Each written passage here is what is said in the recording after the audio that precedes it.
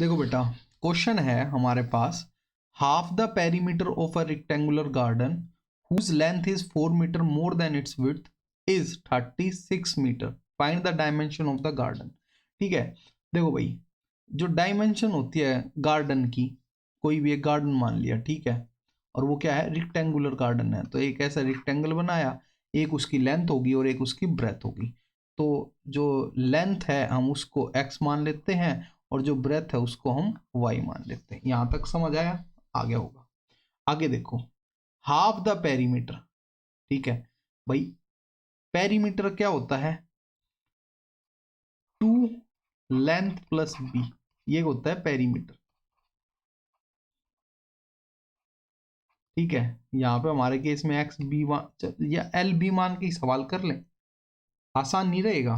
नहीं तो हमें हर बार बार बताना पड़ेगा एल ये है, बी ये है, एल एक्स है, बी वाई है। ठीक है, नहीं, हम यही मान के कर लेते हैं कि लेंथ एल है और ब्रेथ बी है। ठीक है, ये एक्स वाई का चक्कर ही छोड़ देते हैं।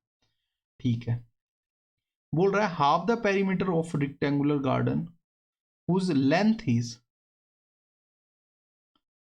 लेंथ जो है, एक और चीज बता दी उसने, लेंथ जो है वो 4 मोर है देन इट्स विड्थ।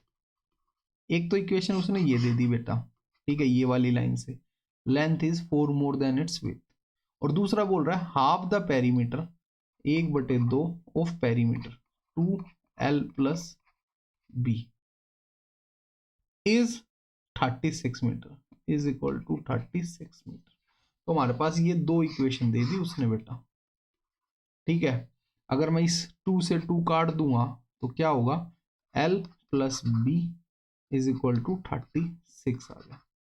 ठीक है, तो एक इक्वेशन ये मान लो और दूसरी आप ये मान लो, मर्जी ये मान लेते हैं। ठीक है, ये वाली नहीं, ये मान लेते हैं। अब इसको सोल्व करेंगे तो एल इज क्या हो गया, 4 प्लस बी हो गया, तो इससे निकाल लेते हैं भाई हम एल बी। अगर हमारा बी 0 है तो एल कितनी हो गया, 4। अगर हमारा, अगर हमारी क्या, अगर हमारी लेंथ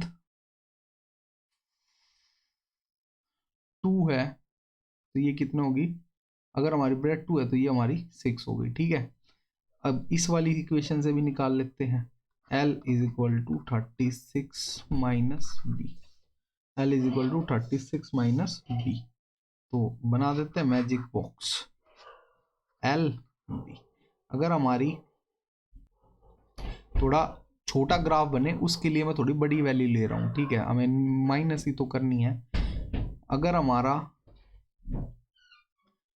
ब्रेथ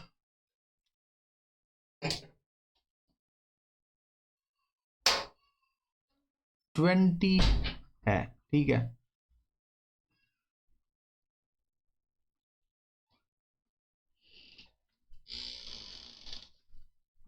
अगर हमारी ब्रेथ 20 है तो हमारी लेंथ कितनी होगी,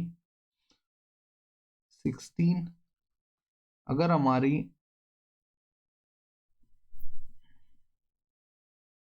अगर हमारी एक और कोई नंबर ले लेते हैं, अगर हमारी लेंथ कितनी 10 है तो ये कितनी हो जाएगी, 26।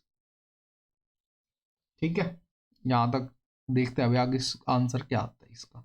अब इन दोनों को हमें क्या करेंगे, ग्राफ पे रिप्रेजेंट करेंगे, ऐसे लंबा सा ग्राफ बनाओ और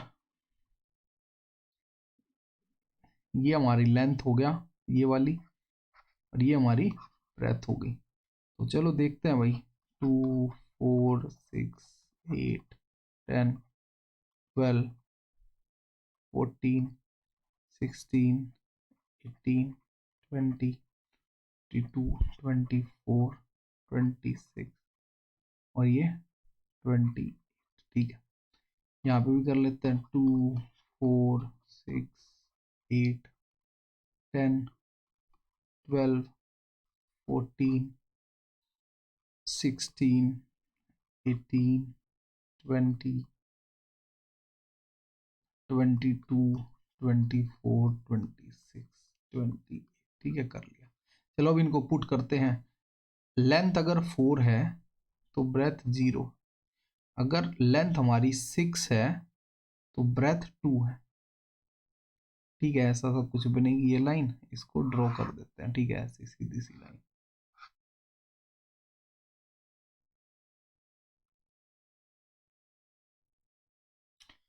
ठीक है बेटा, अब इसको भी प्लॉट करके देखते हैं। लेंथ अगर 16 है तो ब्रेथ हमारी 20 है। 16 और अगर हमारी लेंथ 26 है तो ब्रेथ हमारी 10 है। ठीक है, 26। तो इनको दोनों को मिला देते हैं। ठीक है, अब ये जहाँ मिल रहे हैं वो हमारा क्या है, सॉल्यूशन। अब देख लेते हैं लेंथ कितनी है, ब्रेथ कितनी है। तो ये कुछ ऐसी 18, मतलब अगर ये देख लेंगे हम x कितना आया हमारा, मान लो 18 मान लिया। ठीक है, तो ब्रेथ भी कितनी आई हमारी, यहाँ पे तो ये 18 ही दिखा रहा है।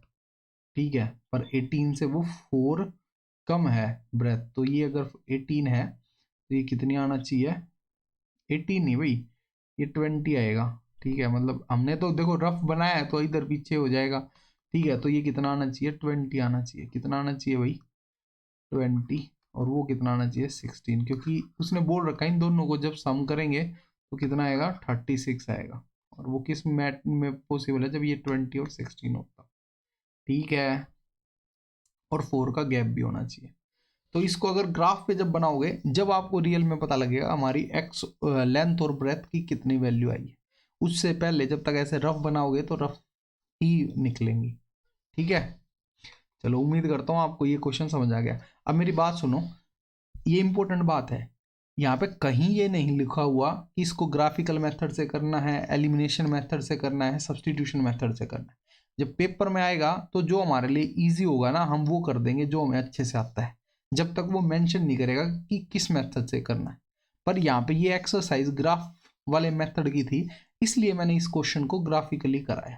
ठीक है, तो आप पेपर में जो सा आपको अगर यहाँ पे मेंशन नहीं हो कि किस मेथड से करना है, तो जो मेथड आपको बेस्ट आता है आप उससे करोगे। ठीक है बेटा, चलो उम्मीद करता हूँ आपको अच्छे से समझ आ गया होगा। गुड।